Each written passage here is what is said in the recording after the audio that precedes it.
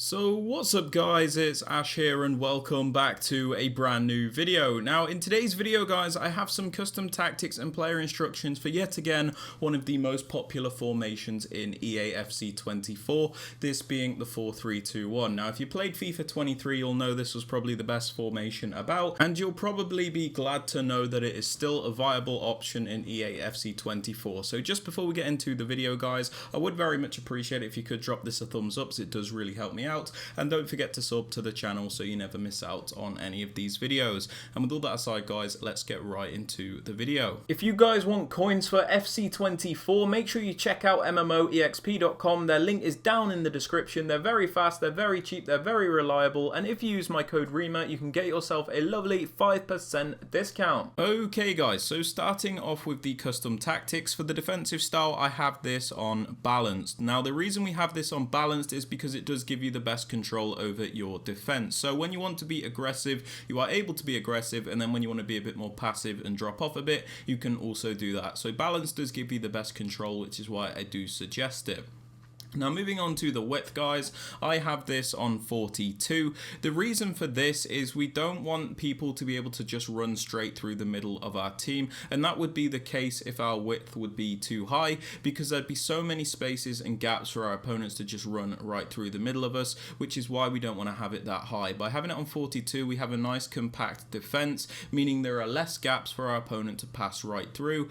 We don't want to lower the width too much however, because it is still important to maintain some of the width to cover the wider areas in case an opponent tries an attack down the wing. Now moving on to the depth guys, I would say anything above 45 is good, because you get this automatic pressure thing, which is very useful because it does help you win the ball back a lot quicker. So I like to go for 48 because I find it to be really nice and balanced, especially with that automatic press we get for a few seconds. Very nice to use. I do suggest using a depth above 45, sorry. Now moving on to build-up play guys, I have this on balance. This is because I find it to be the most controlled and varied form of build-up. When you have this on balance, you can pick and choose when and where you use each style of build-up. For example, slow build-up or fast build-up, you get to pick and choose when and where you use each of them. If you use something like fast build-up, you're always restricted to playing quickly. The same way if you use slow build-up, you're always restricted to playing slowly. So it's nice to have that balance.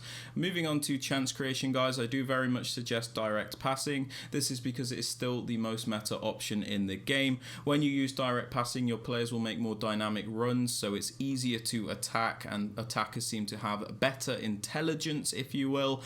Players will also bunch up against the opposition defenders, meaning it's very easy to isolate a specific player and take him on in a 1v1 to create more chances. Direct passing, very important yet again in my opinion.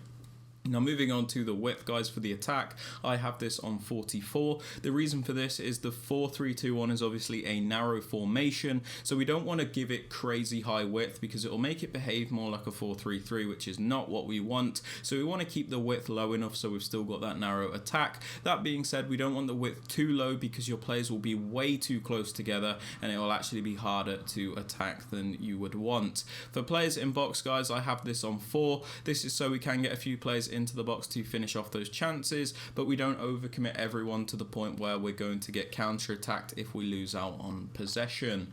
As for corners and free kicks guys, I have these both on 1 because I don't really cross the ball in from set pieces. This is down to preference though. If you want to up it or lower it, it is completely up to you. Now moving on to the types of players you want to use in the formation, I'm just going to give you guys some suggestions if you are struggling. In the striker position, I do like to go for a more clinical finisher. This is because this player is responsible for scoring most of the goals in the team. We don't want him to fluff a lot of chances and, you know, basically cost us games, a bit like Chelsea do these days. So you want to make sure you have a nice clinical finisher in this position, in my opinion. That being said, if you want to use a more like creative player in this position to help you create more attacks, that is up to you, but I like to go for an actual goal scorer. For the right forward and the left forward guys, I do suggest using like winger style players. This is because even though it's not technically a winger position in this formation, they still act as like the main outlets in the team, so it is important that they have the pace and dribbling to take players on. You're not going to want players that are super slow and clunky, otherwise you might struggle. So just use whoever you're comfortable with in these positions, but I do suggest using wingers. Now moving on to the middle centre mid, I like to use a more defensive minded player, a CDM actually, somebody that will stay back, break up the play and really give us that extra security in our defence. I think it's very important to have at least one defensive minded player in this midfield to bring that balance, and it's best to have them in this middle centre mid spot. For the left centre mid, I like to go for a more box to box style player. I'm currently evolving Conor Gallagher, so I just have him in this left centre mid spot. It's useful because he can do a bit of everything from attacking to defending, so it's useful to have one player which will help you transition from the defense to the attack. For the other centre mid, I like to go for a more attacking player, a cam in James Maddison. This is somebody that will sit higher forward. They're not going to worry too much about their defensive work, and they're going to be mainly responsible for creating chances. This is because we don't actually have the cam position in this formation, but it's still important to have somebody that can play that killer pass. As for the fullbacks, guys, you can pretty much use whoever you want. You can go for 2 attacking fullbacks if you like, 2 defensive fullbacks, or a bit of a balance with 1 attacking and 1 defending, but it's completely up to you. As for the centre backs and the keeper, these just need to be as meta as you can get them, and there is not too much to say about these players. Now moving on to the player instructions, guys, at this stage in the game I do like to use pretty basic instructions, and that's because I don't like to restrict the players all that much at the moment. I'm still kind of working out, you know, what the best movements are, the most meta plays and stuff like that, so it's not useful to completely restrict these players, otherwise you might be missing out on certain things that are useful. So for the striker at the moment, I just have him on stay central and mixed attack. We have him on stay central, so he is always staying in those central areas because that is very important. He is our striker, so we don't want him drifting out wide because he won't be there to finish off our chances, so we do want this player to stay central. We also have him on mixed attack as opposed to getting behind, as I feel like you get a lot more out of the player this way. When you put them on getting behind, they always make the same one-dimensional runs, and it can be a bit of a struggle. Mixed attack just gives you a bit more versatility in your attack. Now moving on to the right forward and the left forward, guys, at the moment I just have them both on stay central. This is because, again, it is a narrow formation, so we don't want these players drifting out wide and like behaving more like wingers in a 4-3-3, because that's not what this formation is about. So we want them to stay central, so they're staying in those more narrow areas next to the striker and getting into those pockets of space. I also have them on mixed attack, so again they're a bit more varied, a bit more versatile, and do a bit more than just running in behind, but again that is up to you guys. For the left centre mid, guys, my more box to box style player, I still have him on stay back while attacking, and then we also have him on cover centre.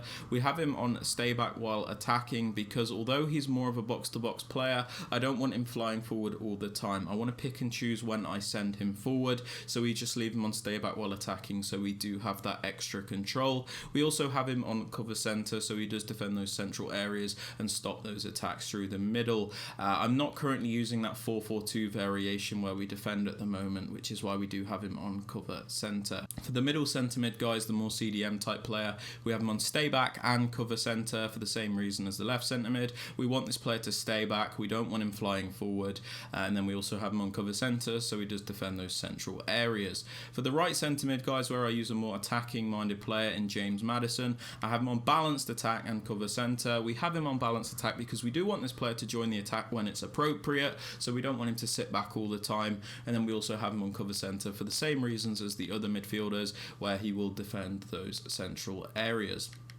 Now, for one of the fullbacks, guys, I have him on balanced attack and overlap. The reason I do this is because obviously this formation is quite narrow, and sometimes it's useful to have that wider option. So by putting him on balanced attack and overlap, he'll make the overlapping runs to give us an extra wide option when we are attacking. It can be very useful because if you're just using a narrow attack, sometimes you can get boxed in and it's actually very difficult. So it's important to have this wide option, in my opinion. For the right back, guys, I have him on stay back and overlap. This is so we always have at least 3 defenders back at a time, but when we do send him on a run forward, he'll make the overlapping runs to give us that extra width.